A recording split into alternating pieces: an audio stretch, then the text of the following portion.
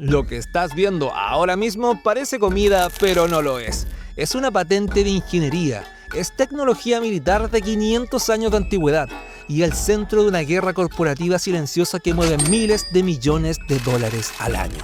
Todo metido dentro de un triángulo de arroz que cuesta menos de $1. Minasan, bienvenidos a Tao Tokio. Si te gusta tanto Japón como a mí, dale un like y suscríbete. Y sin más preámbulo, Ikibacho. El onigiri perfecto tiene un enemigo mortal. Sí, la humedad. El arroz japonés es pegajoso y húmedo, pero el alga nori que lo envuelve es ultra seca y crujiente. Si se tocan más de 10 minutos, se arruina todo. El alga se convierte en algo elástico, húmedo y francamente horrible. ¿Cómo lo hacen para que un onigiri aguante días en el estante de un 7-Eleven sin que el alga se arruine? La respuesta la inventaron en los años 80. Costó miles de yenes en desarrollo y está justo ahí, en tus manos, cada vez que compras uno. Sí, el empaque de 3 capas. Cuando sostienes un onigiri, el alga y el arroz nunca se están tocando. Hay una película de plástico microscópica y patentada separándolos. Cuando tiras de la pestaña número 1 hacia abajo, cortas el plástico por la mitad de forma milimétrica. Al tirar los lados 2 y 3, el plástico se desliza hacia afuera y el alga cae con precisión quirúrgica sobre el arroz, justo un segundo antes de entrar a tu boca. Básicamente, cada vez que almuerzas un onigiri, ejecutas un truco de magia física. Ese sonido del plástico al abrirlo, ese clic seco, es casi ceremonial, como si el snack te dijera, listo, ya puedes comerme. Pero no creas que el onigiri es un invento moderno de ejecutivos con traje en Tokio. El onigiri es el combustible que construyó el imperio japonés. Año 1500. Eres un samurái en plena era Sengoku. Tienes que marchar durante semanas bajo la lluvia, dormir en el barro y pelear a muerte. No puedes cargar una estufa, ni ollas, ni nada. ¿Qué comes? El tonjiki. No era el onigiri que conocemos hoy. Era arroz glutinoso ultra prensado envuelto en hojas de bambú. Era tan resistente que aguantaba el galope de un caballo, la lluvia y el calor del verano sin echarse a perder. Pero acá viene la parte buena. ¿Cómo hacían para que el arroz no se pudriera bajo el sol? Esto nos lleva a la química ancestral. Los japoneses descubrieron que si envolvían el arroz en sal marina pura y metían en el centro una umeboshi, una ciruela encurtida tan ácida que literalmente te hace reconsiderar tus decisiones de vida, crean un ambiente natural sin bacterias. El ácido de la ciruela funcionaba como escudo biológico. El onigiri no era comida, era tecnología militar de conservación portátil. Ahora bien, pregunta seria. ¿Cuánto dinero estarías dispuesto a pagar por arroz? Porque en Japón las 3 grandes cadenas de Konbini, 7-Eleven, Lawson y Family Mart, venden un promedio combinado de 6 millones de onigiri al día. Sí, 6 millones de onigiri al día. Eso es suficiente arroz para llenar una piscina olímpica cada 24 horas. Y este negocio es tan masivo y competitivo que el sabor del onigiri de una tienda puede determinar si esta franquicia vive o muere. Cuando vayas a Japón te vas a marear con tantas opciones. Están los clásicos como el de salmón salvaje, el de atún con mayonesa que es el rey absoluto de ventas hace décadas. Pero también las tiendas juegan con la psicología del consumidor creando ediciones limitadas semanales, como el onigiri de arroz frito con cerdo, el de sopa de ramen concentrada y el legendario de Ikura, huevas de salmón gigante que explotan en la boca. La regla es, si un sabor fracasa en ventas durante 3 días seguidos, es borrado del mapa para siempre. Uno pensaría que para hacer 6 millones de onigiri al día se necesita un ejército de personas moldeando arroz. No, todo ocurre en instalaciones de ultra alta tecnología que casi nadie ve. Y acá está el secreto mejor guardado de la industria. El arroz del Konbini no se hierve solo con agua. Se cocina con una mezcla exacta de aceites vegetales purificados y una dosificación milimétrica de vinagre de arroz destilado, para que cuando las máquinas robóticas prensen el triángulo con toneladas de presión, los granos no se aplasten ni se vuelvan puré. Para que el aire quede atrapado dentro y cada bocado se sienta esponjoso y no como un bloque de cemento. La diferencia entre un onigiri bueno y uno que sabe a cartón está en la fórmula. Y esa fórmula es un secreto corporativo. Espera un momento que te tengo una pregunta. ¿Por qué casi todos los onigiris comerciales del mundo son triangulares?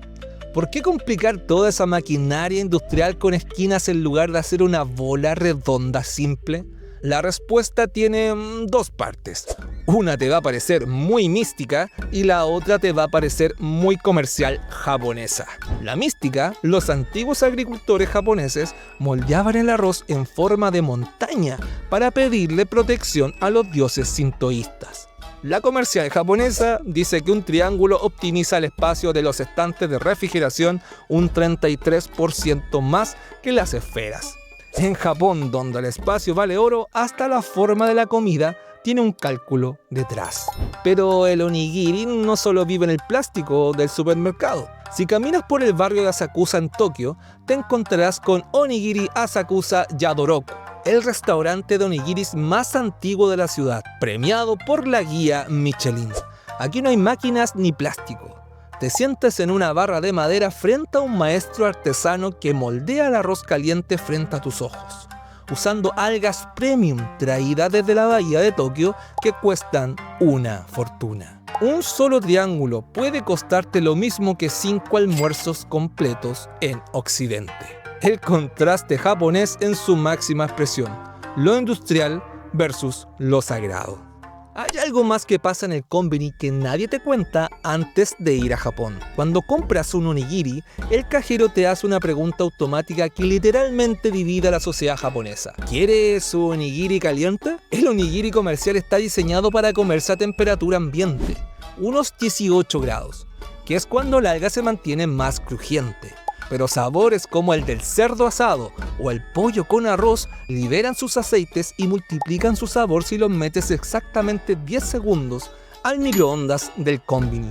Los puristas dicen que calentar el onigiri de alga tradicional es un crimen. Los modernos dicen que el arroz caliente es superior. Un debate nacional que se libra en cada caja registradora del país. Pero detrás de este milagro de ingeniería de $1 hay una realidad incómoda. La obsesión de Japón por la frescura extrema tiene un alto precio. La política de las 3 grandes cadenas es muy estricta. Un onigiri tiene una vida útil de apenas unas horas. Si la etiqueta dice que expira a las 9 p.m., a las 9:01 p.m. ese triángulo es retirado y va directo a la basura, sin excepciones. Cada noche, en cada konbini del país, miles de toneladas de onigiri perfectamente comestibles son destruidos para mantener el estándar premium. Es el lado oscuro del sistema de conveniencia más eficiente del mundo. La perfección japonesa exige un sacrificio masivo en las sombras. Y mientras todo eso pasa en Japón, el mundo, sí, ya se enteró.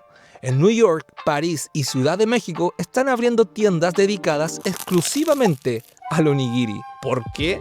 Porque es el snack perfecto de la vida moderna. Saludable, rápido, no ensucia las manos gracias a su ingeniería y es ridículamente adictivo. Es el triunfo definitivo de la simplicidad japonesa sobre la comida chatarra occidental. Y quizás por eso el onigiri terminó siendo algo mucho más grande que comida. Porque en un país donde todo se mueve extremadamente rápido, trenes, oficinas, pantallas, multitudes, el onigiri representa exactamente lo contrario. Simplicidad. No necesita verse exagerado, no necesita marketing absurdo, no necesita una montaña de ingredientes. Solo arroz, alga y un relleno pequeño en el centro. Pero detrás de toda esa simplicidad hay siglos de historia, ingeniería obsesiva y una cultura entera intentando perfeccionar las cosas más pequeñas de la vida. Y creo que ahí está el verdadero secreto de Japón, en la capacidad que tienen como país de transformar algo tan ridículamente simple en algo casi perfecto. La próxima vez que tengas un onigiri en las manos, recuerda, no estás sosteniendo un almuerzo barato de $1, estás sosteniendo 500 años de historia samurái, millones de dólares en patentes de plástico y la obsesión de todo un país por rozar la perfección absoluta en las cosas más pequeñas de la vida. El onigiri es el combustible que mueve a Japón día a día, pero la verdadera locura de la comida japonesa despierta cuando cae la noche. Y eso es historia para el próximo video. Mátane.